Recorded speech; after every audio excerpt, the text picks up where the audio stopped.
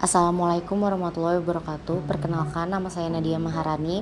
Saya mahasiswa Program Studi Ilmu Komunikasi Universitas Negeri.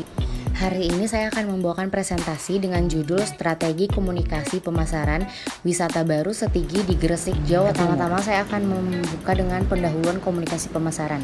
Pariwisata ini merupakan sebuah kebutuhan sekunder yang akan dipenuhi oleh manusia ketika kebutuhan primer telah tercapai. Pariwisata sendiri pada dasarnya adalah bagian yang tidak dapat dipisahkan dari kehidupan manusia, terutama menyangkut kegiatan sosial dan juga ekonomi. Berikutnya ada makna komunikasi pemasaran. Komunikasi pemasaran dapat dipahami dengan menguraikan dua unsur yang ada di dalamnya, yakni komunikasi dan pemasaran.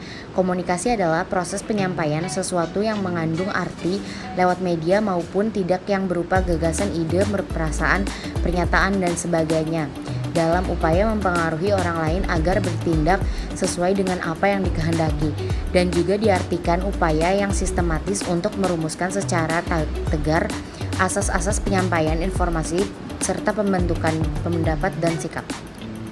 Berikutnya ada strategi komunikasi pemasaran. Strategi komunikasi merupakan panduan dari perencanaan komunikasi dan manajemen komunikasi untuk mencapai tujuan yang telah ditetapkan, yang menurut Effendi terdiri dalam 3 hal utama: untuk mengamankan pemahaman, untuk menetapkan penerimaan, dan untuk melakukan motif.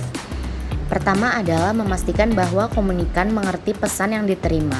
Andaikan komunikan telah mengerti dan menerima, maka penerimanya harus dibina dan pada akhirnya kegiatan dimotivasikan. Selanjutnya, ada beberapa prinsip yang perlu diperhatikan dalam merencanakan komunikasi, yakni rencana merupakan patokan bersama sehingga harus mencerminkan aspirasi bersama. Implementasi rencana biasanya melibatkan masyarakat, oleh karena itu sangat penting untuk mendengarkan dan mempertimbangkan aspirasi masyarakat dan bersifat partisipasif. Rencana yang disusun harus bersifat fleksibel, tidak kaku, sehingga memudahkan kita ketika terjadi perubahan dan penyesuaian. Berikutnya, rencana komunikasi harus disusun secara jelas dan konkret. Di dalamnya harus mengandung what to do and how to do yang jelas dan pasti agar tidak menimbulkan penafsiran yang bermacam-macam yang akan membingungkan pelaksananya. Jadi presentasi ini saya kutip dari jurnal yang dibuat oleh Uzlifatul Jannah yang merupakan mahasiswa dari Universitas Islam Negeri Sunan Ampel, Surabaya.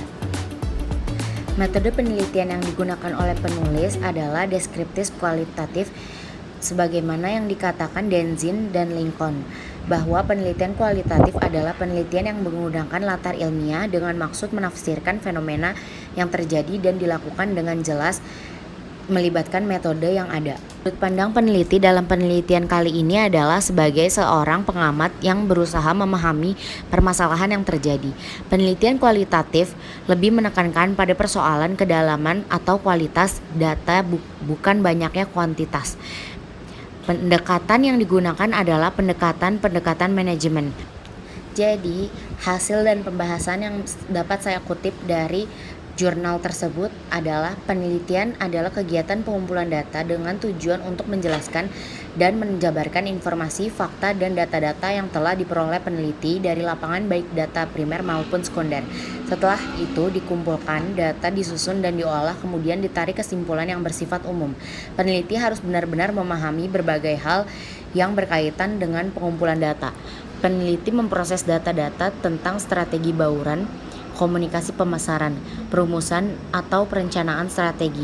Wisata Bukit Kapur atau Setigi menganggap bahwa hal yang terlebih dahulu menjadi fokus ada 3 yang digagas Bapak Abdul Halim selaku penanggung jawab wisata Bukit Kapur atau Setigi, yaitu sounding kepada masyarakat dengan mengkomunikasikan tentang eksistensi Setigi itu sendiri.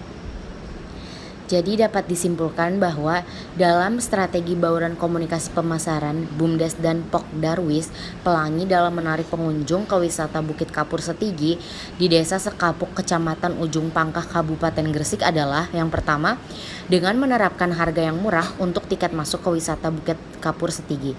Kedua, promosi melalui media cetak, media sosial maupun media elektronik.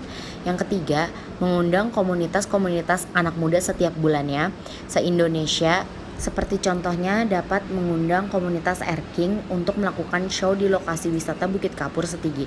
Yang keempat, bekerja sama dengan macam-macam media, para stakeholder, pemerintah, tour dan travel, hotel, dan perusahaan swasta untuk bersinergi dan bekerja sama dalam strategi bauran komunikasi pemasaran yang dilakukan oleh pengelola wisata Bukit Kapur Setigi di Desa Sekapuk, Kecamatan Ujung Pangkah, Kabupaten Gresik.